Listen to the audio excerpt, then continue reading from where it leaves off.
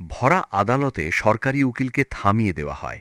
মুহূর্তের মধ্যে উত্তপ্ত হয়ে ওঠে বিচারালয়। আর সেখানে স্পষ্ট হয়ে যায় এই লড়াই আর শুধু একটি মামলার মধ্যে সীমাবদ্ধ নেই। প্রশ্ন উঠছে রাষ্ট্রের ক্ষমতা, তদন্তকারী সংস্থার সীমা এবং নির্বাচনের মুখে রাজনৈতিক উদ্দেশ্যের সময়কাল নিয়ে। ঘটনাটি ঘটেছে কলকাতা হাইকোর্টে, কিন্তু তার অভিঘাত পৌঁছে গিয়েছে সুপ্রিম কোর্ট পর্যন্ত, যেখানে ইডি বনাম মমতা বন্দ্যোপাধ্যায়ের সংঘাত ক্রমশ রূপ নিচ্ছে মমতা বন্দ্যোপাধ্যায় বনাম অমিত শাহের রাজনৈতিক দ্বন্দ্বে। এই মুহূর্তে বিষয়টি গুরুত্বপূর্ণ, কারণ কয়েক মাসের মধ্যেই ভোট, আর ঠিক সেই সময়ই তদন্ত, আদালত, প্রশাসন ও রাজনীতির সীমারেখা একে অপরের সঙ্গে জড়িয়ে যাচ্ছে। ঘটনাক্রম শুরু হয় যখন কয়লা কেলেঙ্কারি মামলার সূত্র ধরে ইডি হঠাৎ করে কলকাতায় আইপ্যাকের দপ্তরে অভিযান চালায়। একই সঙ্গে আইপ্যাকের সঙ্গে যুক্ত একাধিক ব্যক্তির বাড়িতেও তল্লাশি শুরু হয়। সকালবেলা এই অভিযান শুরু হতেই দ্রুত রাজনৈতিক মহলে আলোড়ন পড়ে, কারণ আইপ্যাক শুধুমাত্র একটি রাজনৈতিক পরামর্শদাতা সংস্থা নয়, শাসক দলের নির্বাচনী কৌশলের সঙ্গে সরাসরি যুক্ত একটি প্রতিষ্ঠান। এই অভিযানের খবর ছড়িয়ে পড়ার কিছুক্ষণের মধ্যেই মুখ্যমন্ত্রী মমতা বন্দ্যোপাধ্যায় নিজে সেখানে পৌঁছন। তিনি প্রথমে অভিযুক্ত ব্যক্তির বাড়িতে যান, তারপর যান সংশ্লিষ্ট অফিসে। মুখ্যমন্ত্রীর দাবি ছিল দলের গোপন ও সংবেদনশীল রাজনৈতিক তথ্য যাতে কেন্দ্রীয় তদন্তকারী সংস্থার হাতে না যায়, সেই কারণেই তিনি সেগুলি নিজের কাছে নিয়ে আসেন। এই পদক্ষেপই গোটা সংঘাতের কেন্দ্রবিন্দু হয়ে ওঠে। ইডির অভিযোগ, তদন্ত চলাকালীন মুখ্যমন্ত্রী হস্তক্ষেপ করেছেন, নথি ও তথ্য সরিয়ে নিয়েছেন, এমনকি এক আধিকারিকের ফোনও নিয়ে যাওয়া হয়েছে। অন্যদিকে তৃণমূল কংগ্রেসের দাবি, মুখ্যমন্ত্রী ইডি অফিসারদের সামনেই গিয়েছিলেন, কিছু লুকিয়ে করা হয়নি, বরং দলের রাজনৈতিক তথ্য সুরক্ষিত করাই ছিল একমাত্র উদ্দেশ্য। এই প্রশ্নেই কলকাতা হাইকোর্টে শুনানি শুরু হয়, এবং সেখানেই ঘটে সেই বহুল আলোচিত উত্তপ্ত মুহূর্ত। হাইকোর্টে ইডির তরফ থেকে উপস্থিত ছিলেন অতিরিক্ত সলিসিটর জেনারেল এস.ডি. রাজু, আর তৃণমূল কংগ্রেসের পক্ষে দাঁড়ান প্রবীণ আইনজীবী মেনকা গুরুস্বামী। শুনানির মাঝেই ভাষা ও ভঙ্গি নিয়ে সংঘাত তৈরি হয়। মেনকা গুরুস্বামী সরাসরি প্রশ্ন তোলেন, একজন বহুবারের নির্বাচিত মুখ্যমন্ত্রীকে উল্লেখ করার ক্ষেত্রে এমন ভাষা কি আদালতে গ্রহণযোগ্য? তিনি আদালতের মধ্যেই বলেন, সম্মানের সঙ্গে কথা বলা সাংবিধানিক শিষ্টাচারের অংশ। এই মন্তব্যের পরই পরিস্থিতি আরও উত্তপ্ত হয়ে ওঠে। এক পর্যায়ে এমন অবস্থার সৃষ্টি হয় যে সেদিনের মতো শুনানি স্থগিত রাখতে হয়। এই ঘটনা শুধুমাত্র একটি বাগবিতণ্ডা নয়, বরং ক্ষমতার ভারসাম্য নিয়ে এক গভীর প্রশ্ন তুলে দেয়। তদন্তকারী সংস্থা কি রাজনৈতিকভাবে নির্বাচিত মুখ্যমন্ত্রীর অফিসে ঢুকে রাজনৈতিক কৌশলের নথি সংগ্রহ করতে পারে? আবার মুখ্যমন্ত্রী কি তদন্ত চলাকালীন নিজে উপস্থিত হয়ে নথি সরিয়ে নিতে পারেন?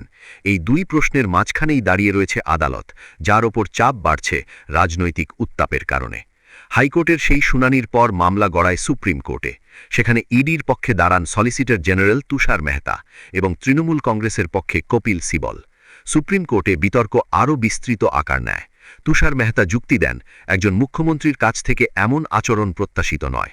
তার প্রশ্ন, কেন একজন মুখ্যমন্ত্রী তদন্তাধীন একটি অফিসে গিয়ে নথি সংগ্রহ করবেন? তার মতে এটি তদন্তে হস্তক্ষেপের শামিল। অন্যদিকে কপিল সিবল পাল্টা যুক্তিতে বলেন, ইডির অফিসারদের সামনেই মুখ্যমন্ত্রী গিয়েছিলেন।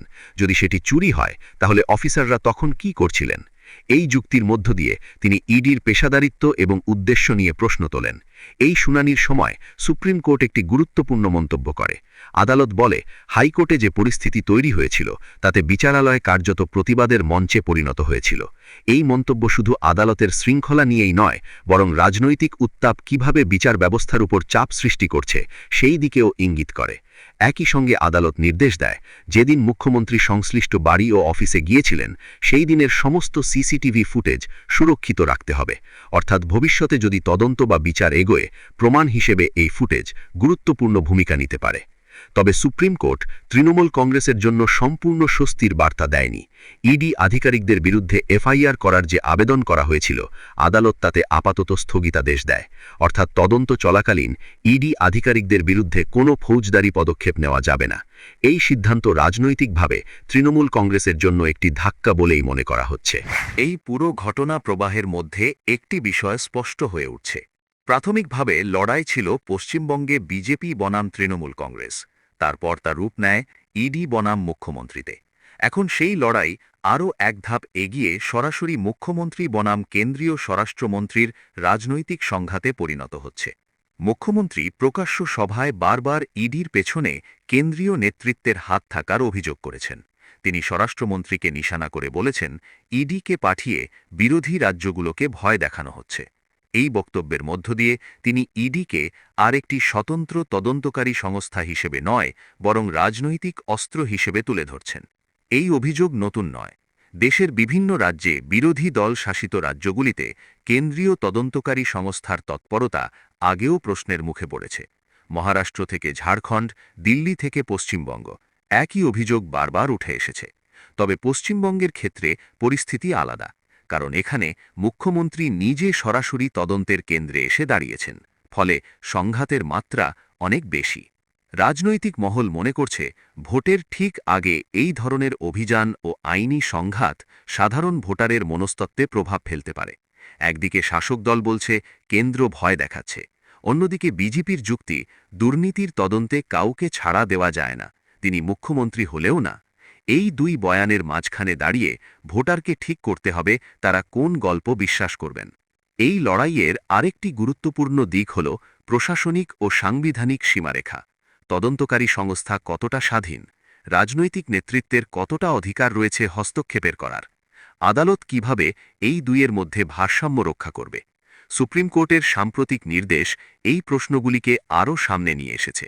সিসিটিভি ফুটেজ সংরক্ষণের নির্দেশ মানে আদালত বিষয়টিকে হালকাভাবে নিচ্ছে না। আবার এফআইআরের ওপর স্থগিতাদেশ মানে আদালত তদন্তের স্বাধীনতাকেও গুরুত্ব দিচ্ছে। এই দ্বন্দ্বের প্রভাব শুধু আইনি বা রাজনৈতিক পরিসরে সীমাবদ্ধ নেই, প্রশাসনের অন্দরমহলেও এর প্রতিফলন দেখা যাচ্ছে। কেন্দ্রীয় সংস্থার আধিকারিকদের ওপর চাপ, রাজ্য প্রশাসনের সঙ্গে টানাপোড়েন, আইন শৃঙ্খলা পরিস্থিতি সব মিলিয়ে একটি অস্বস্তিকর পরিবেশ তৈরি হচ্ছে। সাধারণ মানুষ প্রশ্ন করছেন, উন্নয়ন, কর্মসংস্থান, মূল্যবৃদ্ধির মতো ইস্যুগুলো কোথায় হারিয়ে যাচ্ছে, আর কেন বারবার আদালত ও তদন্তের রাজনীতি সামনে আসছে। এই ঘটনায় মেনকা গুরুস্বামীর ভূমিকাও বিশেষভাবে আলোচিত। আদালতের মধ্যে তার বক্তব্য শুধুমাত্র আইনি যুক্তি নয়, বরং রাজনৈতিক বার্তাও বহন করে। একজন নির্বাচিত মুখ্যমন্ত্রীর মর্যাদা নিয়ে প্রশ্ন তুলে তিনি আসলে গণতান্ত্রিক ম্যান্ডেটের বিষয়টি সামনে এনেছেন। অন্যদিকে এসডি রাজুর অভিযোগ তদন্তের স্বার্থে কঠোর অবস্থানকে তুলে ধরেছে।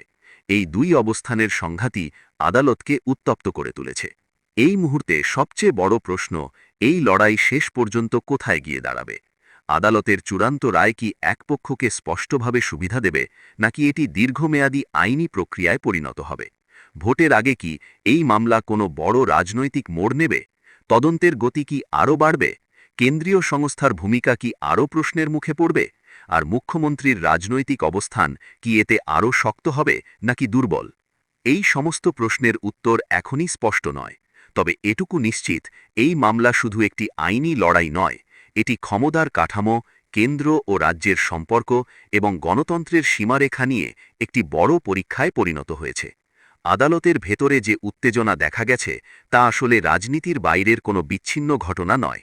এটি সেই বৃহত্তর সংঘাতের প্রতিফলন যা এই মুহূর্তে দেশের রাজনীতিকে চালিত করছে।